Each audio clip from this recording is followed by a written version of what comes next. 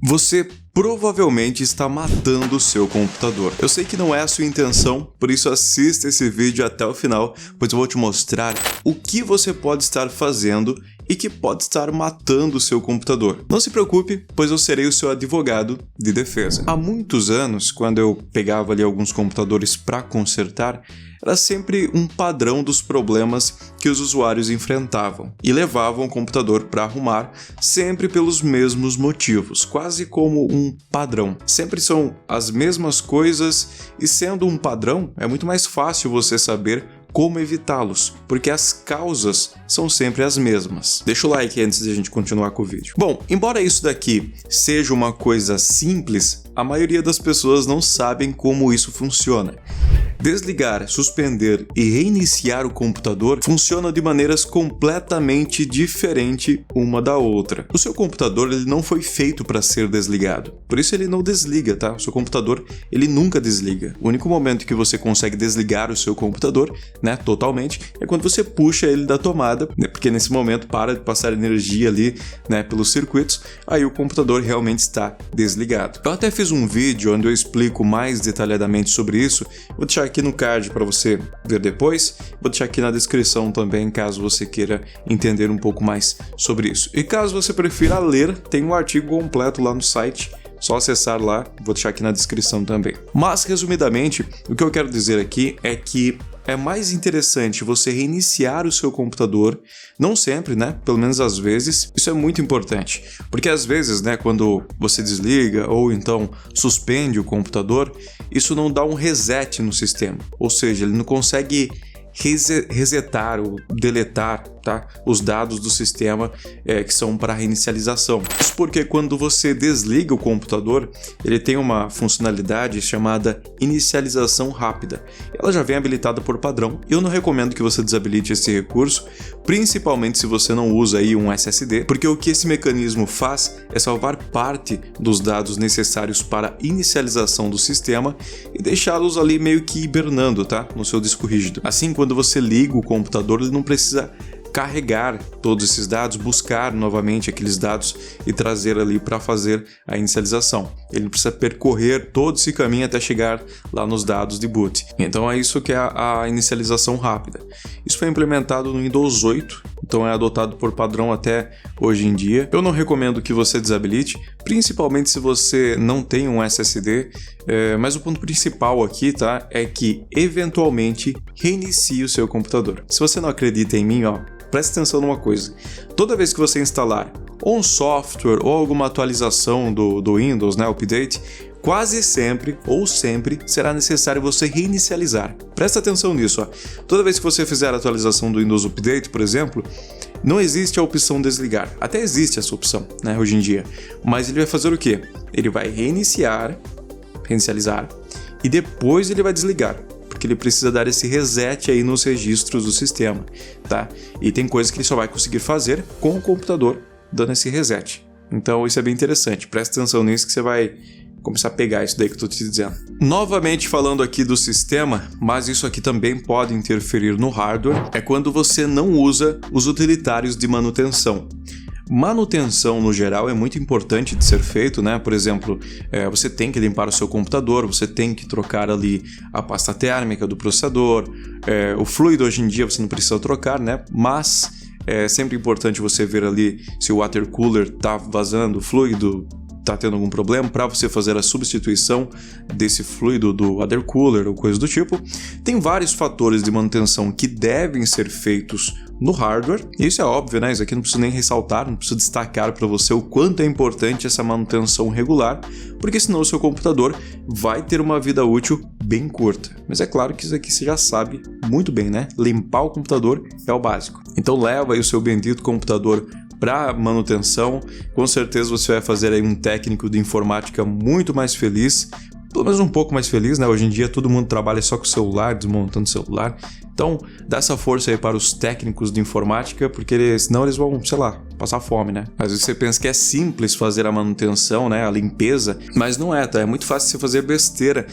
Por exemplo, se você não seguir ali alguns passos importantes, Porque às vezes a gente não quer usar equipamentos adequados para você fazer a limpeza. É só limpar ali, né? Não precisa usar uma pulseira antistática, nem nada do tipo. Você não dá prioridade para essas coisas até dar um problema, né? Eu lembro uma vez, isso há muito tempo atrás, tipo uns 10 anos atrás, e naquela época o i7, né, o processador i7 era o top de linha na época. E aí tem um cliente lá que ele quis montar o computador dele por conta própria, porque é simples, né? Era só trocar o processador, no caso, que ele queria. E aí ele pegou e foi colocar o processador. Só que o processador, ele tem uma marcação, tem um lado certo para você colocar. Uma marcaçãozinha assim, é bem simples. Só que tem gente que não sabe. Aí ele forçou, né, para colocar, e ele quebrou todos os pinos ali do processador. Ele simplesmente empurrou ali e quebrou todos os pinos. Isso é uma coisa muito comum de acontecer, que poderia ser facilmente evitada e pouparia uma fortuna aí, né? Porque naquela época o i7 era assim, o top de linha, era muito caro mesmo, podia ter evitado. Mas o ponto principal aqui, né, que eu quero destacar, é o uso dos utilitários do próprio sistema operacional. Existem vários utilitários que você pode usar, cada um faz uma coisa, uma análise em um hardware específico, em um setor específico do sistema operacional, mas eu vou destacar aqui alguns que eu acho que você deve, pelo menos deveria, né, usar regularmente. O primeiro, os dois você já conhece, tá? O primeiro, sem sombra de dúvidas, é o CHK-DSK, né, o famoso check disk, que, como já diz o nome, nada mais é que um utilitário que faz ali uma análise no disco rígido, né, no sistema de arquivos. Então você faz ali uma varredura no disco rígido e verifica se tem setores defeituosos. Tanto o defeito físico quanto lógico, arquivo corrompido, coisa do tipo, ele consegue corrigir. Então, eventualmente, é interessante você usar esse utilitário para fazer a verificação dos seus discos aí. Isso vai te ajudar a manter os dados do sistema de arquivos organizados. Isso com certeza vai manter o seu sistema funcionando muito mais fluido, de maneira muito mais fluida. Também você vai evitar aí possíveis corrupção ali dos dados. Os parâmetros que você deve usar são esses daqui. Tá? Se você usar apenas o CHK-DSK, se eu não me engano, ele só faz a verificação, mas ele não faz a correção. Então você precisa ali colocar os parâmetros para ele fazer a correção automática. Senão ele só verifica e te informa sobre os erros. Outro comando interessante é o sfc scanall. Com certeza você já conhece, você já usou ele alguma vez. Ele é muito útil caso você esteja tendo tela azul ou coisa do tipo. Não é todos os casos de tela azul, porque às vezes tela azul é mais relacionada ao hardware do que ao próprio sistema. Mas o que ele faz, tá? Ele funciona de maneira parecida com o check disks, só que ele faz a verificação dos arquivos do sistema. Então ele verifica os arquivos ali essenciais para o funcionamento do sistema, verifica se está faltando algum arquivo, se tem algum arquivo que está corrompido, então ele consegue substituir os arquivos. Então ele faz essa análise do sistema, né, interno, no Windows em si, né? Então ele faz a análise e correção do sistema operacional. Existem vários outros comandos por aí, eu até escrevi um artigo, eu acho que eu já publiquei lá no site, vou deixar aqui para vocês, caso vocês queiram ver ali todos esses comandos e como cada um funciona. Eu vou deixar o link aqui na descrição, aqui no card, se eu lembrar também, caso você queira ver aí esses outros aí para se aprofundar. Bom, esses comandos básicos já vão funcionar muito bem e os demais são ali diagnósticos para casos específicos, por exemplo, aquele MDS Checker, acho que é o nome, por exemplo, para você fazer uma verificação do funcionamento da memória RAM, para ver se tem algum problema ali de algum barramento, alguma coisa. Então, você tem comandos específicos para diagnósticos específicos. Então, não é muito útil, a menos que você seja um técnico, né, de informática. Caso contrário, não tem nenhuma utilidade para você. Mas é interessante saber, né? Agora, isso daqui é uma coisa que pode realmente comprometer o bom funcionamento do seu computador, pode comprometer os hardwares, tá? E ainda por cima, pode fazer você ter uma perda de desempenho realmente significativa. Então você, sei lá, você comprou seu computador, montou ali com tecnologia de última geração, mas não entende por que ele está lento, travando e dando tela azul. O motivo é simples. Este, creio eu, né, é um dos tendões de Aquiles aí do computador. Eu não acredito que tenha apenas um tendão de Aquiles, né, mas com certeza um deles é o calor. O computador ele esquenta muito, né, por dentro, porque ali está passando vários circuitos, passando energia de um lado para o outro, enfim. É óbvio que ele esquenta bastante. Alguns hardwares eles trabalham com níveis específicos de temperatura. Se ultrapassar essa temperatura, vai ocorrer um superaquecimento, o que pode realmente deteriorar o hardware. Existem proteções específicas do próprio sistema, né? Eu não sei se já aconteceu com vocês, mas se CPU, né, se o processador esquentar muito, a placa-mãe mesmo, ela faz um barulho e desliga, né? Mas não são todos que têm essa segurança. Por exemplo, o superaquecimento na memória RAM, ela dá tela preta. Da tela preta, simplesmente desliga o computador, da tela azul também às vezes não, ele só desliga mesmo, e aí você tenta ligar e não consegue. Cada hardware tem um tratamento ali do sistema, mas não são todos que têm esses como que chama? Exceções, acho que chama. Mas o impacto inicial, né, imediato que você vai sentir é a perda de desempenho da sua máquina. No longo prazo, obviamente, você pode enfrentar problemas bem mais complicados do que desempenho. Então existe uma maneira certa de você fazer a ventilação e a refrigeração do computador. Não basta colocar ali um monte de ventoinhas, né, de um lado para o outro. Bom, tem uma lógica bem específica para isso. Eu vou colocar aqui uma imagem aqui na tela para você ver, que mostra mais ou menos aí como funciona a circulação do ar. É óbvio que para toda regra há exceções, mas se você montou aí o seu computador em casa ou mandou alguém montar em algum lugar, é importante você verificar o fluxo dos coolers. O fluxo do cooler você consegue sentir ou com a mão mesmo, ou o cooler ele tem uma flechinha em cima, tá? Todo cooler tem. Acho que tem, né? Antigamente tinha uma flechinha em cima, assim, indicando o lado do vento, né? Pro lado que sai. Porque às vezes você coloca a mão, você não sente. Mas você consegue ver, tá em alguns dos cantos ali do cooler. Você consegue verificar isso. Porque às vezes você pensa que o desempenho tá ruim por causa do seu computador. Você fala, pô, nossa, tá ruim, né?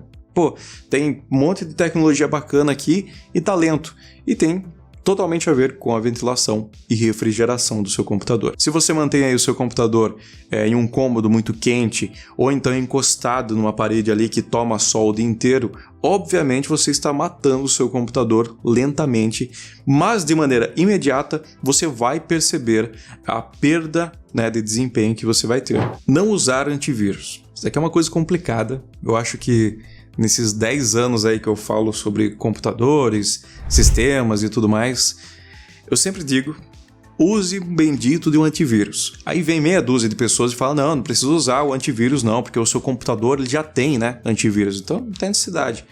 Se o antivírus do seu computador ou do seu sistema, seja lá qual for, né, Android, enfim, se ele fosse tão bom assim, para que existiriam essas empresas de cibersegurança, certo? A gente não precisaria delas, poderia só fechar todas e a gente usaria apenas ali o Windows Defender e estaria tudo certo. Use antivírus no seu computador. Agora eu vou dar uma informação aqui que eu não tenho total certeza, não tenho certeza disso, mas é uma coisa da minha cabeça, acredito nisso, tá? Mas é um puro achismo, mas eu acho isso. Eu, Eduardo, eu não acredito que a Microsoft tenha um setor específico que trabalhe apenas com o aprimoramento do Windows Defender. Pode até ter ali um setor que engloba outras coisas, mas um setor específico trabalhando no Windows Defender, eu não acredito nisso. Não, eu não boto fé, não. Essas empresas de antivírus, elas sobrevivem disso. Elas precisam entregar o melhor desempenho do produto delas. Então, pensa comigo, elas precisam estar por dentro do que está rolando na Deep Web, na Dark Web, conhecer todos os vírus que estão sendo desenvolvidos e espalhados naquele momento, porque são empresas de cibersegurança que trabalham especificamente nisso. Então, pela lógica, né, eu acho que ela vai ter filtros melhores ali para identificar vírus e malware. E eu posso provar isso para vocês, tá?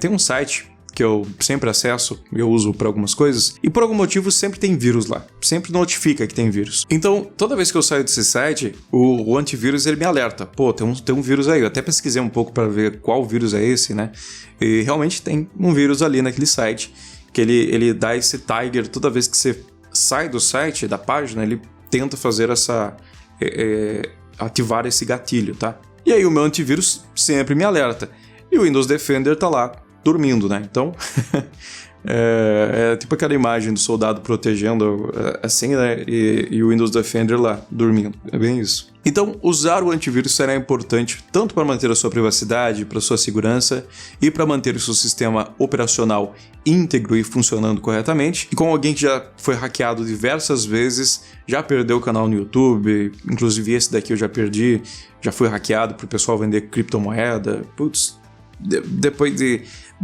ser hackeado um monte de vezes e tentarem me hackear todo santo dia, vai por mim, usa um bendito do antivírus. vai ser muito importante e também é muito importante para o funcionamento do seu computador. Novamente, você vai pensar que é um problema com o hardware e às vezes é um problema com o sistema cheio de vírus e malware ali, é complicado. Isso vai além da questão de, óbvio, muito importante, mas vai além da privacidade e segurança. Já chega no ponto de afetar o desempenho da sua máquina. Essa daqui é velha, hein? Bom, todo mundo já sabe disso. Não é possível, né, que ninguém saiba disso, mas não use estabilizador no seu computador. Se você tem aquelas fontes antigas, genéricas, você joga lá fora e compra uma de qualidade. E aproveita para jogar fora também aí o seu estabilizador de energia. Eu não acredito que tenha gente que use ainda estabilizador, é uma coisa antiga, né? Mas basicamente não funciona, é algo ultrapassado e até pode danificar o seu equipamento. Existem algumas fontes, né, que você compra, mas vem até um aviso em cima, assim, ó, falando para você não usar com estabilizador de energia, senão você perde a garantia da fonte. E bom, existem vários motivos para isso, mas o ponto principal aqui é que a sua fonte, tá? A sua fonte ela já é um estabilizador de energia. Então não há necessidade de você colocar um estabilizador em um outro estabilizador. Faz sentido. Então é como se conectar dois estabilizadores juntos não faz sentido nenhum e pode realmente aí danificar o seu computador, pode danificar a sua fonte. Então ninguém usa isso hoje em dia, né? Mas se você usa, joga a sua fonte aí pela janela, quer dizer, joga o estabilizador, a menos que você tenha aquelas fontes bem antigas, né? Mas compra uma fonte real aí, porque aquelas fontes genéricas, elas vão dar problema com certeza no seu computador. Eu sei que acho que nem tem mais isso daí pra vender, né? Não é possível que tenha. Não é possível que tenha. Tanto computador já queimou com isso. Eu tava editando essa parte aqui e eu esqueci de falar sobre o no break, né? Que é estabilizador e no break. Acontece. Não use estabilizador, mas use o no break, porque o no break ele vai segurar a energia. Por exemplo, acabou a energia em sua casa, ele vai segurar por mais 10, 15 minutos, uma hora. Cada no break segura um tempo. E aí vai dar tempo de você desligar o computador. Essa informação é muito importante e eu não sei porque eu esqueci de gravar. Use o no break. Essa acho que é a parte mais importante desse vídeo. Use o no break porque se acabar a energia e você estiver editando um vídeo, por exemplo, que eu estou fazendo aqui, você vai perder o arquivo, pode corromper arquivos do sistema, você pode não conseguir mais acessar o sistema, pode danificar o hardware. Então o no break você tem que usar e o estabilizador você pode jogar pela janela. Bom, espero realmente que você não esteja aí matando o seu computador e também espero que o YouTube não derrube esse vídeo, porque eu falei umas 30 vezes aí ao longo do vídeo sobre estar matando alguma coisa e até ele entender que o assunto é sobre é sobre computador, essas coisas, provavelmente a desmonetização já chegou bem antes dele compreender tudo isso. Mas obrigado por ter assistido o vídeo até aqui no final. E se você tiver outras dicas aí para não estar matando o computador, deixe aqui nos comentários também. Acabou a luz da lâmpada, então eu vou finalizar esse vídeo aqui no escuro. Espero que você tenha assistido o vídeo até aqui no final. Se você assistiu até aqui, ó, comenta assim, ó. Nossa, eu não consigo falar. Peraí, deixa eu ler aqui de novo. Pneumoultramicroscópico. Eu não consigo falar. Vai, amor, fala a palavra. Como que é?